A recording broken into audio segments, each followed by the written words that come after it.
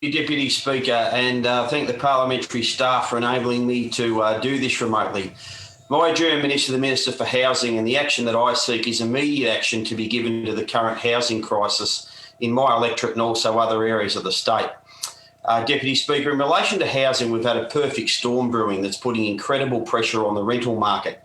I've had chats over recent weeks with many locals who are seeking housing and also several real estate agents, and the contributing factors have been wide and varied. But what I've been told includes that the real estate market has risen rapidly, with homes of all styles selling for peak prices, and many have just decided to cash in. New laws that require rental properties to be upgraded to new standards has resulted in landlords choosing to sell rather than having to spend the funds to upgrade. Locally in my electorate, people who lost their homes in bushfires remain in rental properties as they work through approvals to rebuild, and then they have to engage builders who are in short supply. COVID's also led to many people becoming accustomed to working remotely.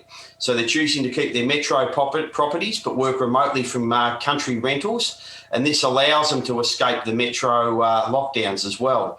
And over COVID, tenants were given a rent exemption, and in some cases, this placed landlords under financial duress as they're relying on this income for their own needs. So they're now deciding to sell. So all of these factors, and probably more, are contributing to the shortage of rental properties. With many being booted from their homes, from the rentals, and facing homelessness because they're unable to secure new rentals, we need to do something.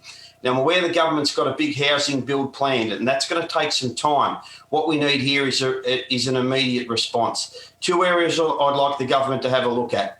The first of those is the provision of more modular housing that was provided in my electorate for bushfire victims in that crisis. They're neat, they're self-contained. As we saw, they're quickly constructed.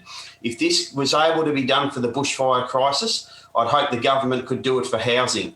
It would require the government to work with local shires to identify sites and gain approvals. There'd be things to work through, but I'd like this to be investigated. Another short-term option could be working with caravan park owners who are open to assisting. They could make some of their on-site accommodation available and have that subsidised by the state.